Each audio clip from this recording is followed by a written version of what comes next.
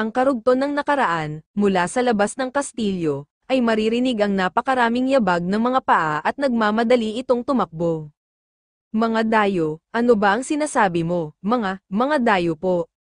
Nanginginig na sinabi ng gwardiya, at muling bumukas ang bibig nito. Hindi po ang mga dayo ang problema, yun po mga nasa likod nila. Agad naman tinignan nila ang tinutukoy ng gwardiya. Nako hindi, hinahabol sila ng mga orcs, ano? Napatigagal si Jerome at ang iba pang gwardiya, at gulat na gulat ito dahil papalapit na ito. Ito ay, habang tuwang-tuwa ang mga orc sa paghabol sa mga dayo at kung maabyutan nila ang bawat isang tao ay kamatayan ito. Hindi ito may kukumpara sa mga sangkawan ng mga orcs na nakita namin noon. Bulong ni Jerome, makikitang na takot ang mga dayuhan na tao, habang ito ay hinahabol ng mga orc, ito ay isang puwersa ng malaking batalyon, bigla sumigaw si Jerome, bantayan ng mas mahigpit ang mga tarankahan. Hindi dapat bukas ang tarankahan sa anumang pagkakataon, opo, Ginoo, pero paano kung makalusot sila, wala ni isa sa amin ang mabubuhay, at hindi rin namin hahayaan mamatay ang mga dayo, bulong ni Jerome. Ang pagtakbo ng mga dayuhan sa kastilyo ang naiisip na paraan para ito ay makaligtas, at habang hinahabol ang mga dayo ay panay ang halakhak ng mga orc, kasabay ng mga pag-ungol nito, maya-maya ay bumukas ang tarankahan na agad napansin ito ni Jerome. Sino ang nagbukas ng tarankahan? Biglang lumabas ang ating bida. Hihiram ako ng kabayo. Panginoon, tawag ng gwardiya. Ayan na sila, sigaw ng gwardiya. Panginoon, muling tawag ng mga gwardiya na nag-aalala ito. Agad bumukas ang tarankahan. Nakita ni Jerome ang paglabas ng ating bida at kinakabahan ito sa maaaring mangyari sa kanilang Panginoon. Isara ang ibang mga daanan na pader sa sandaling makapasok ang mga dayuhan. Huwag niyo akong alalahanin, sigaw ng ating bida. Habang ito ay nakasakay sa kabayo at nagmamadaling itong lumabas, at habang hindi pa ito nakakalayo ay may mga sumunod dito na nakasakay din sa kanilang kabayo. Mabilis itong sumunod sa ating bida, kasabay ng bilis ng takbo ng kabayo ay nagsalita ito. Aking Panginoon, sasama po kami sa iyo, sabi ni Talman na may mga kasamang gwardiya, sabay sa pagtakbo ng kabayo ng ating bida ay bahagyang sumulyap ito sa lalaki, Tara na, sigaw ng mga ito na handang salubungin ang mga kalaban na orc, at mula sa mataas na bahagi ng kastilyo ay natatanaw ni Jerome ang lahat at napapatulala na lang ito sa ating bida, at kinakabahan sa kahihinatnan ng digmaan ito, napabulong ito sa sarili. Isa talaga siyang kabalyero, tinignan ng ating bida ang hangin sa kalangitan. Papalapit na sila, ang mga mandirigmang orc. Nakatingin ang mga orc habang patuloy na papalapit sa kanila na sakay sa mga lobo. Mabilis kumilos ang ating bida, iginiya nito ang kabayo papunta sa dulo at sumigaw. Lahat kayo ay magmadali, hinahabol kayo ng mga mandirigmang orc, at lobo ng arakan.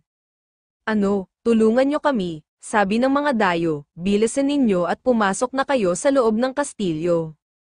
Napansin ng orcs ang pagmamadali ng mga tao, ay sinenyas ang kamay na may armor, na tila ba isang leader ng orc. At umungol ng malakas, na ibig sabihin ay bilisan nyo, kailangan mapatay natin silang lahat. Narinig ng ating bida ang pag-ungol nito, agad ito nagpakilos ng gwardiya. Ano pang ginagawa ninyo, maghanda na para sa labanan.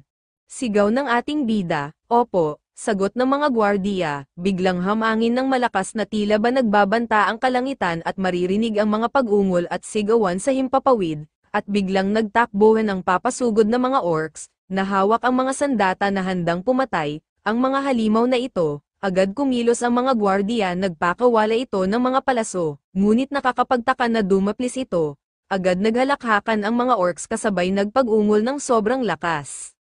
Damn it, hindi ako maka-target dahil sa hangin, sabi ng gwardiya, agad sinentro ng ating bida ang kanyang palaso, habang nakaupo sa palaso ang babaeng malit na duwende, Sylph, tawag ng ating bida.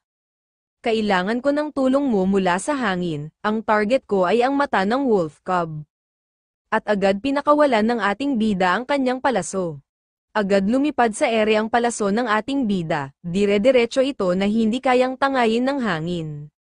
Sapul sa mata ng wolf, umungol ito, at lalong nagalit ang isang orcs, umungol din ito. At umikot-ikot ito, at muling nagpakawala ng mga palaso ang ating bida. Habang si Sylph ay kontrolado na ang hangin, mamatay kayong lahat. Sa bawat pagtama ng palaso ng ating bida ay walang buhay itong bumabagsak. Biglang umungol ang isang orc, na tila ito ay leader at galit na galit, sa pag-ungol nito ng malakas nagtuloy-tuloy pumasok ang palaso ng ating bida sa bunganga nito tumagos ito sa kabila, at nang laki ang mata nito bumaksak, agad nagsalita ang boses, nakakuha ka ng malaking halaga ng mana points, at napangiti ang ating bida, muling nagsalita ang boses, ang mga halimaw ay nakasimangot sa iyo, habang mababanaag ang anino ng ating bida. Panginoon, doon po, agad lumingon ito at tinignan ang direksyon na sinabi ng gwardiya. Nasa ilalim ito ng tulay na walang tubig habang papalapit ang iba pang orc sa kanilang pwesto. Malalim ang hinukay mo sa ilalim ng tulay di ba? Andain punuin mo ito ng tubig, utos ng ating bida na nasa dalawa niyang balikat ang maliit na nilalang. Umuungol na hamahalakhak ang mga ibang orc, habang papalapit ito sa ating bida. Ngunit nang nasa kalagitnaan na ito ay napansin nito ang tubig na mabilis ito tumataas. Agad umungol ang mga ito, maya-maya pa ay kinain na ito ng tubig. Lumubog na ito ng ilang sandali, iyan ang magpapatigil sa kanila ng ilang oras. Bulong nito habang tinitignan ang paglubog nito. Tumingin ito sa kastilyo, karamihan sa mga dayo ay nakapasok na. Muling bulong nito, agad ng abayo ito papunta sa harapan ng mga dayo. Ngayon, kayong lahat ay umatras sa paglabas na pader na sarahan, muli ay nagsalita ang boses, nakuha mo na ang mga mana points, opo naintindihan po namin, sagot ng dayo, muli ay nagsalita ang boses, nakatanggap ka ng bonus ng mana points, habang ang mga dayo ay nasa harapan ng tarangkahan, nanay, magmadali ka, isara na ang tarangkahan, bilisan ninyon isara, bilisan nyo na, pumasok na kayo sa loob ng kastilyo.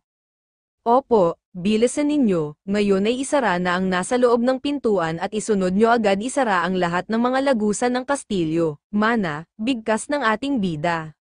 Napatingin ang lalaki at nagsalita ito, ang mga mandirigmang orc ay gumagamit ng mana, napatingin ang ating bida at hindi. Kung gayon, may sinasabi ka ba sa kanilang mga kabalyero, sila ay mga mandirigmang orcs syempre meron, tama. Masyadong itong halata, at ayoko na makita ang mga baboy na iyon, mula ngayon. Hindi na ba sila makakapasok sa mga pintuan ng tarangkahan di ba? Malamang at baka makapasok din sila, anong sabi mo? Maliban na lang kung ang lagusan ay protektado na isang malakas na spell ng reinforcement. Ang may kakayahan na may panloob ng mga pader ay mabilis na mawawasak, samantalang mula sa labas, hindi, wasak na ang labas ng gate. Pakiusap ilong ka muna sa loob ng kastilyo, akin Panginoon po protektahan kita ng aking buhay, sabi ng lalaking si Tallman, bakit may gusto ka ba sa akin ngayon?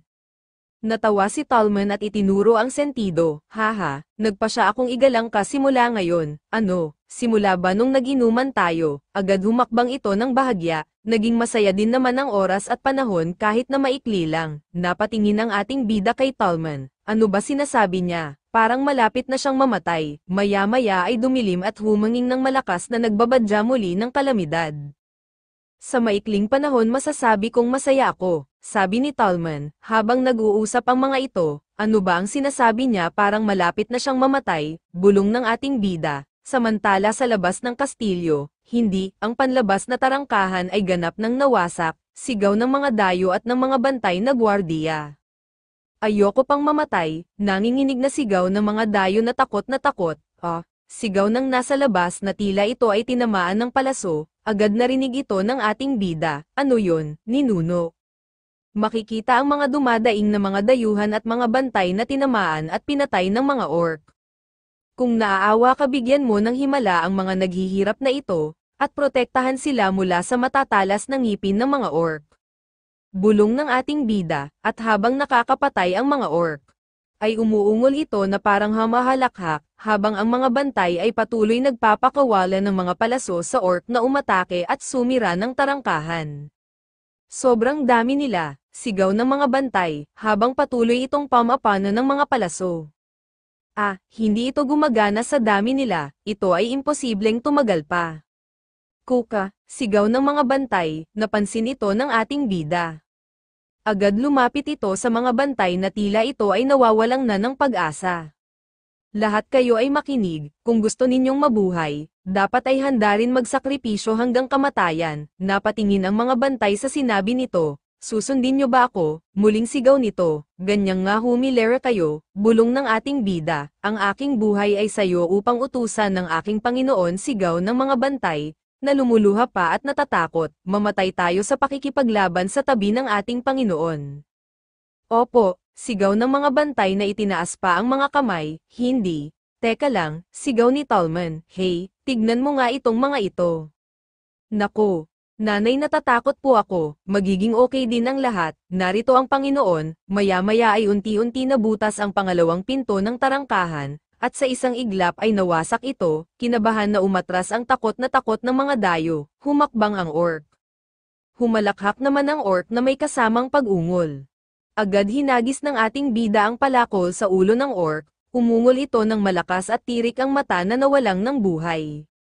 Tumalsik ang mga dugo nito nang muling nagsalita ang boses, nabasag ang ulo ng mandirigmang orc, nakakuha ka ng mana points, nag-level up ka na, biglang nagpalit ang itsura ng kanyang palakol, nakakuha ka ng bakal na mana axe, napangiti ang ating bida, tumaas ang iyong kabuoang lakas sa pakikipaglaban. Muling sabi ng boses, maya-maya ay nakaisip ito, ang mana ko ay nadagdagan muli, bulong nito. Habang nakatalikod ang ating bida ay napatingin si Tallman, anong klaseng dakilang pamilya ka kaya nagmula, habang nakatayo ito ay unti-unti nakapasok ang mga orc, hindi, damn it, nagawa na ng mga orc, na mabuksan ang pinto, agad sumigaw ang lalaki, Kapitan, ang mga orc ay umaakyat na. Ano, lahat kayo ay tumayo sa inyong posisyon, ang mga pader na mataas ay itulak silang lahat pababa, harangan sila, sigaw ng mga bantay, patuloy nag-akyatan ang mga orc, damn it, wala nang paraan para makalabas, bulong ni Tallman, habang nag-iisip kung saan dadaan, ay may narinig itong sumigaw, at mula sa taas ng kastilyo ay tumalon ang ating bida pababa, para salubungin ang orc na umakyat, halika kayong mga mukhang baboy na patatas. Agad nagulat si Tallman, halika na, bilisan mo, ang ganda ng mood ko. Ngayon, agad lumapit si Jerome kay Tallman. Nabaliw na yata ang ating Panginoon, biro ni Jerome kay Tallman. Anong tinitingin-tingin mo dyan, gagawang baboy ka, dudurugin ko lahat ng mga ulo nyo ngayon, sigaw ng ating bida, at parang may isip ang mga orc, galit na umungol ito, biglang itinaas ni Tallman ang kanyang espada at, sama-sama natin silang ibaksak. Sigaw nito, kahit ang mga bantay na gwardiya ay nakipaglaban din, ngunit patuloy lang sila natatalo ng mga orc, isulong ang lahat, sigaw ng mga bantay, tumigil pansamantala ang ating bida at agad tumawag ng espiritu. Fire Dragon, lumabas ka, agad sumulpot ang maliit na dragon. Pati ikaw Sylph, biglang sumulpot din si Sylph. Mga gnomes, maghukay kayo ng lupa, undyne, gawin mo itong putik at patuyuin. Agad kumilos ang apat na nilalang, unti-unting gumuho ang ilang bahagi ng kastilyo kung saan na nakaakyat na ang mga ibang orc. Agad nahulog ang mga orc sa pinakababa, at nang tumayo ito ay hindi na makaalis sa pwesto na parang nadikit na ang kanilang mga paa at katawan sa lupa. Lalong nagalit ang mga orcs, agad itong nagungulan ng ubod ng lakas. At pilit kumakawala sa pagkakadikit ng kanilang paa sa lupa. Habang nakatipon ang mga ito na parang nasemyento. Fire Dragon ngayon na, at ipakita sa mga tarantadong ito ang inyong galit na parang kulog. Agad nag-apoy ang mga orcs na nadikit sa lupa. Umungol ito, at lalo pang umungol ng malakas nang lalong sumidhi ang apoy. Nainis ang ating bida sa ungol ng orc, agad kinuha nito ang sibat sa kanyang tabi. Nilapitan ito at tinusok ang bunganga ng orc, kunin ninyo ito mga bastos. Mamatay kayong lahat, sigaw na galit ito. Pinagtusok-tusok nito ang bawat isa ang mga bunganga nito, lumapit din ang dayo at kumuha rin ng sibat at tinusok din ito, mamatay kayo, pati si Tallman at ang mga bantay ay nakisali rin sa pagtusok sa mga bunganga ng orc, mamatay kayo, sigaw nito, hanggang sa natupok na ng apoy ang orc kasama ng tarangkahan na winasak ng mga orcs, habang nagliliyab ito. Ay napansin ng ating bida ang mga orc na natitira na nasa labas ng kastilyo. Mahinang umungol ito nang makita ang nangyari sa kanilang kasama na naletsyon. Natakot ito at bahagyang umatras, magpapapigil ba ang ating bida? Syempre hindi. Agad ito tumalon habang hawak ang palakol na bigay ng mana. At tumalon ito ng ubod ng taas papunta sa mga natitirang orc. Natakot at pinagpawisan ang mga orc sa pag-atake ng ating bida. At nakiusap sa pamamagitan ng pangungol, pakiusap iligtas mo kami. Bumaksak ang ating bida sa harapan ng mga orc sabay sa pagbaksak ng kanyang palakol. Takot na bahagyan na paatras ito, agad naman naglabasan ang mga dayo mula sa pintuan. Agad nagsitakas ang mga orcs, nako, tumatakas na ang mga orc. Muling nagsalita ang boses, 772 ang mga buhay ng tao ang iyong niligtas. Masayang nagkatuwaan ang mga dayo, muling nagsalita ang boses. Nakakuha ka ng maraming mana points, maging ang mga bantay at si Jerome at Tallman ay masayang masaya sa pag-atres ng mga orcs. Muling nagsalita ang boses, nag-level up ka na. At habang nakatayo ang ating bida, nag-level up ka na. Nag-level up ka na, ulit ng boses, mula sa pagkakatayo nakatanaw ang ating bida sa mga nag-atrasan na orcs. Panginoon, ikaw ang pinakamahusay na amin Panginoon, sigaw ng mga dayo mula sa likod ng ating bida, mula sa liwanag ng kalangitan hanggang sa pumutok na ang araw ng liwanag. Muling nagsalita ang boses, ang makapangyarihang dragon na si Harkes, na humanga sa labanan, ay nagpakita sa iyo sa bulsa ng isang dimensyon. Titulo ng Ignorant Overload ay napalitan na naman ng mga bato sa noo. Muling sabi ng boses, ang apoy ay pumula, ang bathala ay nagpakita ng galit sayo. Muling sabi ng boses. Habang pinagmamasdang ni Tallman ang ating bida, ang aming Panginoon ay kakaibang tao. Umaliwalas ang kalangitan, ang paligid at mga kastilyo ay bumalik sa dating kulay, halos ilang buwan ko na silang kilala. Hindi ko pa alam kung sino siya, hindi, ang Panginoon ang nagluluto ng para sa kanyang sarili. Isang nobela na may mataas na katayuan, hindi man lang niya pinunasan ang sarili niya shit, ang mga pagkain ay hindi kapani-pani walang masarap din, maaari mong tawagan ang hari ng pagluluto, akala mo ba masarap lang siya magluto? Syempre hindi, muling nagpatuloy sa paggawa ng espada ang ating bida, at nakakagulat din na ang Panginoon ay hindi isang kusinero kundi isang panday rin. At ang mga tinutukoy niya ang anumang sandata o baluti na nasira o nangangailangan ng pagkumpuni, ang kanyang husay ay nasa isang label na ilalagay kahit na ang pinakamahusay na panday sa kahihiyan. At ang magara at charismatic na Panginoon ito, at kahit ang mga espiritu ay kakaiba, at pinag-uusapan namin ang tungkol sa 4 na dakilang espiritu, at medyo nakakahiyang sabihin ito pero, mas mahusay siya sa paghawak ng mga armas bukod sa akin, palakol, sibat, pana, espada, siya ay isang dalubhasa sa lahat ng bagay. Habang pinapanood ni Tallman ang pag-iensayo ng ating bida, matatawag mo siyang kaakit-akit at gwapo, ang kanyang karisma ay lumalaki sa bawat tingin, at sa ngayon ay mayroon akong simpleng pangarap, iniisip ko ang aking sarili na buo nakatuon sa batang gwapong Panginoon na ito, pagkatapos ay maghanap ng pag-ibig sa isang mabait na batang magsasaka na maaaring mas bata sa 20 taon, mabuhay ng masaya sa lupaing ito na kasama ang aking pensyon sa lahat ng edad, nangingiting pinagmamasdan ni Tallman ang ating bida. Sa paglipas ng araw, sa pagputok ng haring araw, kasalukuyan ginagamot ang isang batang lalaki, habang hawak ang pulsuhan nito. Yun lang, at sa susunod mag-iingat ka kapag lumaban at ginagamit ang espada sa hinaharap. Okay po, salamat po aking Panginoon hehe. Marami pong salamat aming Panginoon, nakangiting sabi ng magulang ng batang lalaki. Well, ang mga bata ay lumalaki sa pamamagitan ng pagkakasakit, huwag kang mag-alala at lumaki kang isang matatag na mamamayan. Ang katuwaan na yun ay napuno ng halakhakan. Muling nagsalita ang boses, natutuwa ang Diyosa ng awa, nakakuha ka ng mana points. Hindi ko akalain na magiging Panginoon ako pero ginawa ko, at sa level ko ito ay tumaas. Ito ay nakakatuwa, malaking pag-unlad, ang digmaan sa mga orcs ay patuloy pa rin, ngunit ang mga benepisyo ay malaki din. At nakatanggap pa ako ng subspace bilang regalo. Isang subspace na regalo sa akin ng espiritu ng sinaunang Dragon Harkes pagkatapos na umangat sa aking pakikipaglabanan. Ang mga posibilidad ay walang katapusan, at syempre kaya ko rin mag-inbak ng mga mahalagang bagay tulad ng ginto, pati na rin ang sandatang tulad ng mahiwagang palakol. Hindi lamang iyon, ngunit ang magic book na nakuha ko sa pamamagitan ng pagpuno nito sa tiyan ng mga orcs warlord, at ito ay nakaimbak din sa subspace na ito, aking Panginoon, poprotektahan mo kami hanggang sa dulo diba? Napalingon ang ating bida sa maliit na boses na nagtanong, naku, ano ba ang pinagsasabi mo sigurado na poprotektahan tayo ng Panginoon, sabi ng ina ng bata, napatingin naman ang ating bida sa mag-ina.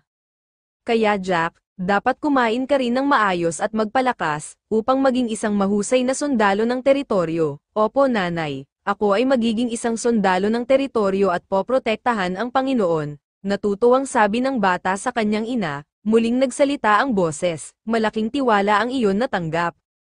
Napatigagal ang ating bida, muling nagsalita uli ang boses, na i-reward niya ang mga mana points, at sa pagkakataon ito, napatingin ito sa mga dayo, bumalik ka na sa lupa, pinagmasdan nito ang mga dayo, ano ang mangyayari sa kanila, muling nagsalita ang boses, maaari ka na ngayong maglakbay sa original na dimension, napatingin ito sa itaas dahil sa narinig na sinabi ng boses, ano?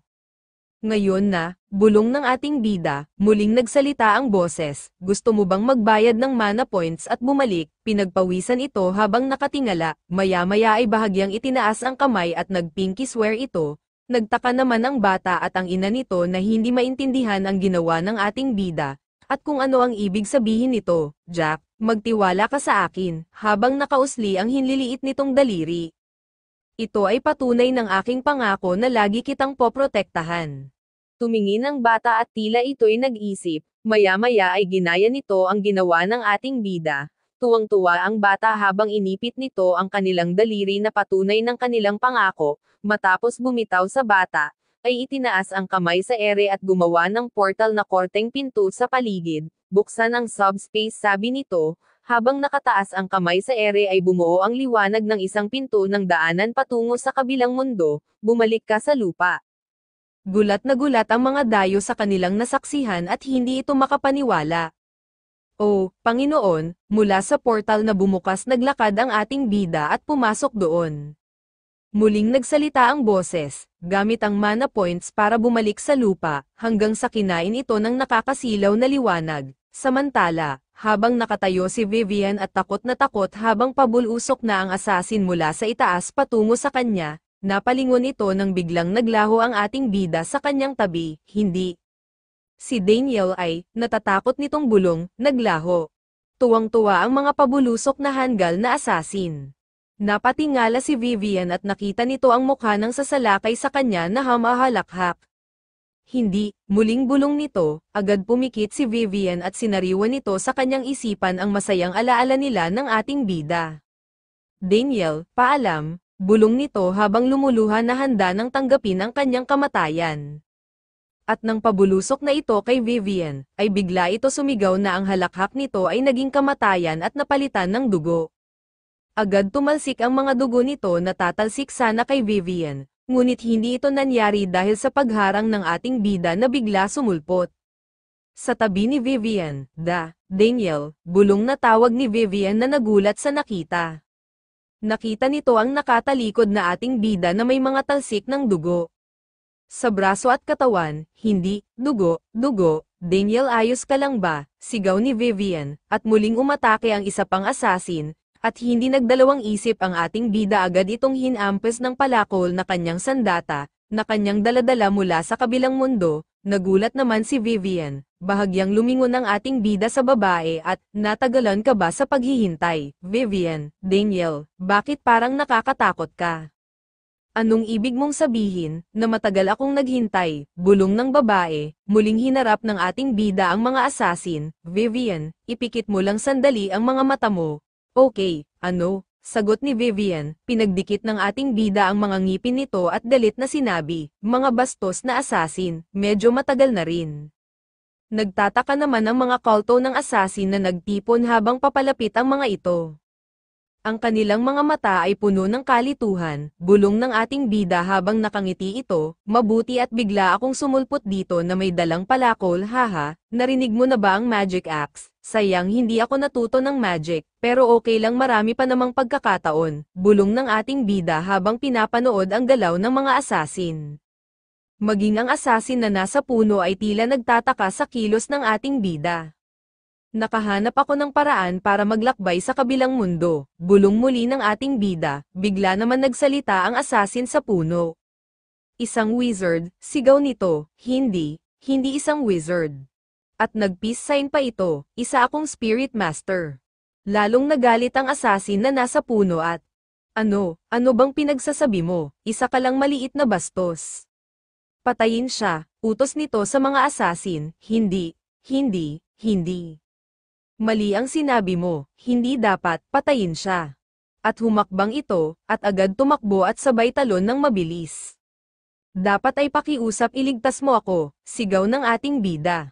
Nagulat ang mga kultong asasin, maging ang leader na nasa puno, at maging si Vivian ay nabigla na lumuluha, agad ginamit ang kanyang sand at ang magic axe. Inatake nito ang mga asasin sa pagwasiwas ng kanyang magic axe ay agad tinamaan ang mga asasin at agad humahagis ito kung saan-saan na walang buhay, at habang nagkalat ang mga dugo nito, at ako, at mula sa asul na kalangitan ay nagmistula itong pula na puno ng dugo ng mga asasin, ako ang Panginoon.